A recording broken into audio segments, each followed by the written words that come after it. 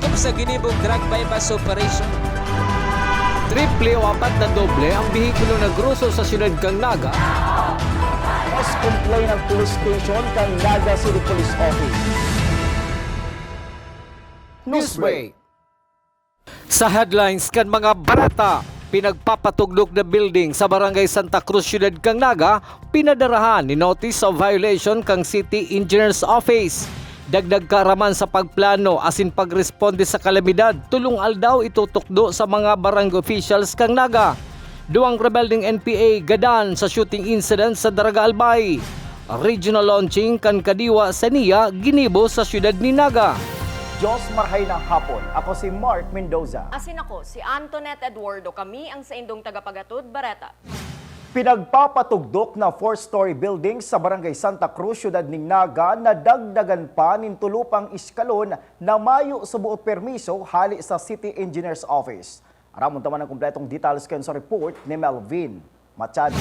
Maski sa harayong distansya matata na umuang halangkaw na pinagkukonstruer na building sa Barangay Santa Cruz, Siyudad ni Naga, nasusog kay Assistant City Engineer Elmer Albo, may mga reklamong ipinagpaabot sa saindang opisina. Aro kang paghurulog subuot ka mga debris sa mga katay na estruktura. Nanuturan man ang kakulangan ng mga safety protection arod kang net. Alaga ng 4-story building na tinawan permit kang siyudad na dagdagan pa subot ning tulong iskalon na mayong paisi sa saindang opisina. Huli kay ni sa inda naman subot pinagpadarahan ni Notice of Violation ang nagpapatrabaho kang nasambing estruktura na parehong engineer asin yaon subuot sa DPWH. Actually, may permit na po ito hanggang 4-story, may basement po.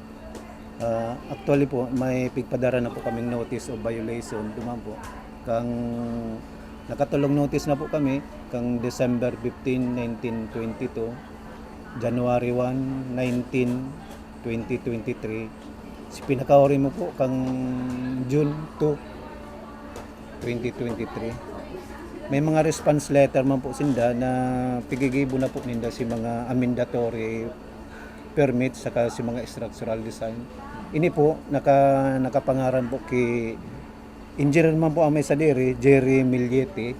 Magagong po yan, engineer man na nasa DPWH po. So, ano sir si tautang information ba sa notice of violation? Pigla ganun mi lang po. May nagrereklamo po kayo duman sa Kataid. Primero may nahulog ng mga debris duman during construction.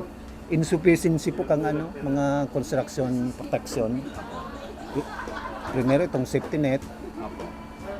Saka may mga additional floor na po kayo naman na nagibo kaya agadan mi po ng amendatory permit.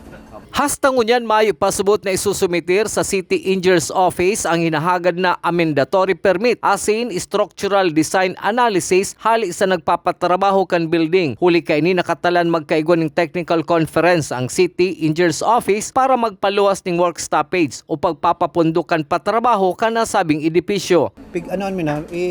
Napakulayan mo po nga kan sarong na ipapa-stoppage or magibo kami stoppage order para gano'n. Pag naipasindan mo kagibo mo niya na kasi order mo immediate dapat makakomply. Pero as of this time, Mapakomemyan. Pero nagda-drop na po na kami ng may mga proseso man po yan pag dapat may technical conference kami conduct. Si process na sunod na sa nagibutan na. Susunodon mi po.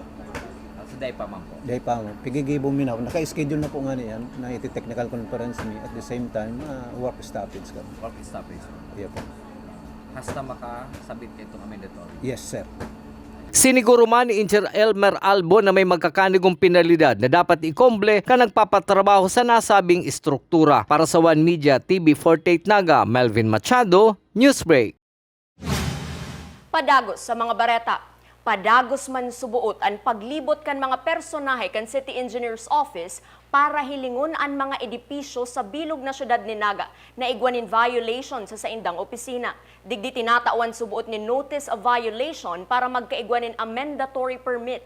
An si isay man na dai mag-comply kan saindang kasuguan an may legal na prosesong pinagsusunod. Sige man po kaming libot. Automatic siya pag may mga violations. Pigi-ison nyo ping notice na may violation na po kamo, dapat mag-secure kamo ng amendatory permit. Na-comply man. Na-comply man po. Oo. At if hindi sir mag-comply? may ano yan, may legal na proseso man po yan na iaano mo sa inyo.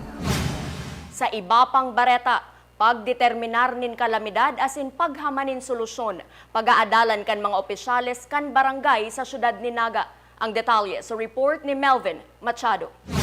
Sa laog ning tulong aldaw dideterminaran asin pagpaplanuhan ka mga opisyales kang 27 barangay sa syudad ni Naga ang klase ning kalamidad na pwede magtama sa sainda asin magkakaning lakdaang na dapat gibuhon. Ang seminar inapod na Barangay Disaster Risk Management Formulation Plan. Para kay City Administrator Elmer Baldemoro, tama lang na ang mga nasa barangay ang makanood asin magkaigwan ning kaaraman sa pagresponde sa kalamidad. Urog na tasindaman subuot ang pirming inaapodan. Permit po man po ba kita nakaka-experience kayan, mga bagyo, pagbaha, asin minsan po linog.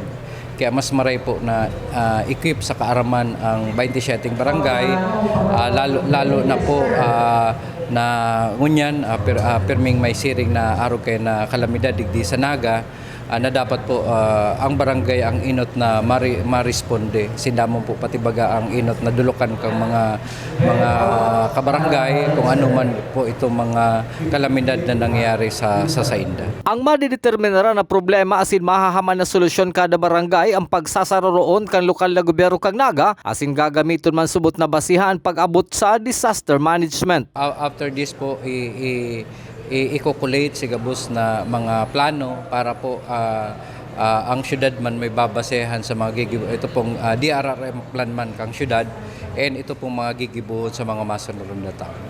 Sinda City Planning and Development Officer Willie Perillas, taga DILG, Budget Officer Frank Mendoza, asin mga taga OCD ang magiging resource speaker. Para sa One Media TV 48 Naga, Melvin Machado, Newsbreak. Sa iba pang issue, padagos na naglalaom si City Administrator Elmer Baldemoro na tutugutan kan Department of Health na makaresibe ng health emergency assistance ang mga nagtabang durante kan COVID-19 pandemic digdi sa Naga maski bako sindang yaon sa health sector. Susog ki Baldemoro, solamente mga yaon sa health sector sana ang pinagtugutan na makaresibe kan nasabing ayuda hali sa gobyerno. Abot na lang subuot sa bulan kang Disyembre ang pagdao kan nasabing assistance kung saan nakaresibe na digdi ang mga health personnel sa Naga City Hospital asin City Health Office. Sa ngunyan, itong aning mga personahe from Naga City Hospital and City Health Office nakaresibe naman. So ang pigsusustain na lang na appeal itong hali sa mga barangay. Lalo na po itong mga barangay official, si ibang personahe kang barangay na aramtaman na naka-frontline sinda kang panahon na ito. Sa pagbabalikan Newsbreak, duwang pinagtutubod ang rebelde gadan sa shooting incident sa Daraga Albay, Kasuudma. Iyan asin iba pang mga bareta sa pagbuelta kan One Media TV 48 Naga, Newsbreak. Dagom sa ginibong drug bypass operation. Triple o apat na doble ang bihikulo na gruso sa syudad kang Naga. Mas complain ng police station kang Naga City Police Office. Newsbreak. Flight attendants, prepare for takeoff, please.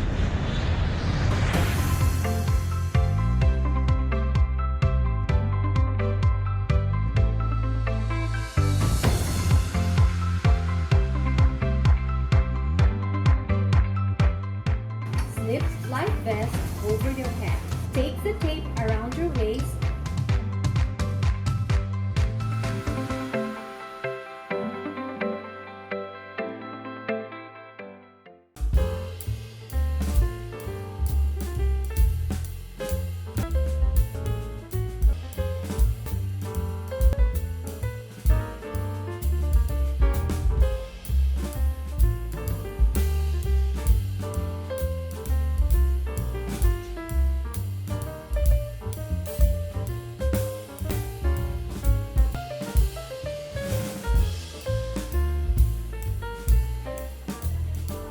Life at home is better with Unlimited. Unlimited fiber all day, day, day. Unlimited entertainment all the way. Unlimited goals for the family. Unlimited care so the fam's all. Enjoy all these for just 1,399 pesos. Have it all, have it all. Get the PLDT Home Fiber Unli-All 1399 today. Apply now and have it all, have it all.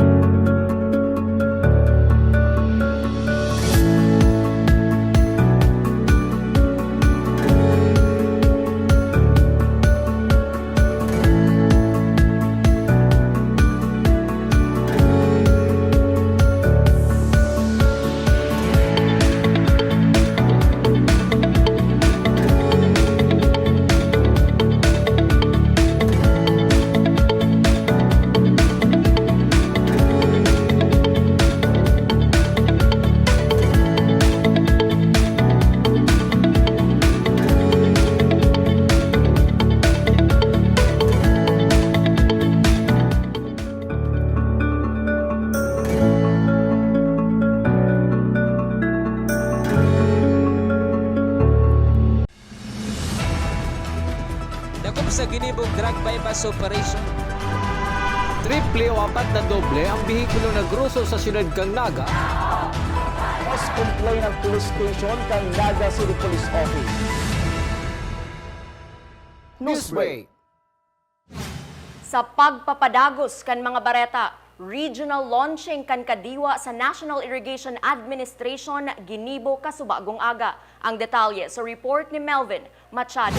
Pinunan sa ribbon cutting asin halipot na programa ang sarong aldaw na regional kadiwa sa National Irrigation Administration na yaon sa Panganiban Drive, Siyudad kang Naga na pinagibuman sa Regional Covered Court kanasabing opisina. Si Mr. Daniel Estrella, Presidente kan Confederation of Irrigator System Association in Bicol, bit ang sa mga produkto hali sa probinsya kang Camarines Norte, arog kang bagas, gulayon na kayang-kaya subutin ang ipabakal sa mas hababang presyo. Sa amin, from the Camarines Norte, mayroon dala kaming bigas, talong, at saka yung mga kainin na mga produkto namin doon sa Camarines Norte. At kaya namin ibenta, gaya ng bigas, kaya namin ibenta yun dahil galing mismo yun sa aming Irrigators Association. Yung order ng ating Pangulo, yung executive order na magkaroon tayo ng 40 to 45. Pinaglinaw man ni Engineer Gaudencio de Vera, Regional Manager kang National Irrigation Administration sa Bicol, na bako man oral daw igwang kadiwa sa niya. Obheto lang kaini na magkaigwan nin dagdag na income ang mga Irrigators Association hali sa saeda mga produkto apera kan tinanom na paroy. Ang layunin talaga nito, sir, is magkaroon ng kaunting kita yung mga farmers natin. No? Maliitan lang ito. Kung tutusin natin, maliitan lang to. Pero malaking tulong para sa kanila ito kung gagawin nating regular to. Kahit dalawang beses lang sa isang buwan, mag-schedule kami ng ganito. Ini-invite ko sila na magdala sila ng produkto nila dito. No? Kahit manok, no?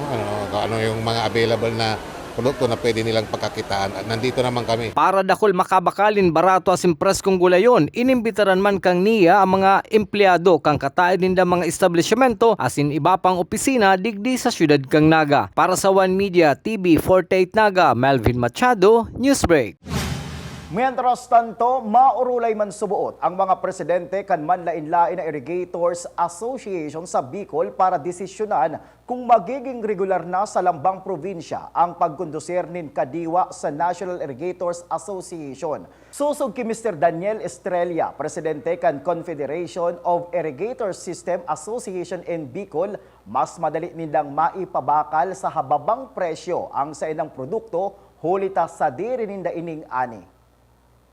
Siguro sir, i-schedule namin mamaya pag-uusapan namin at nandito lahat ng mga presidente ko pag may meeting kami para ito maikuha namin by province. Kasi kung simula dito sa Camarines Sur, pwede tayo sa Sorsogon, Camarines Norte, Catanduanes, Masbate, and Albay. Pwede natin ikuha nito. Kasi sabi ko nga, nasa amin ang source sa aming mga Irrigators Association na kung saan pwede namin ibintang sa napakababang presyo.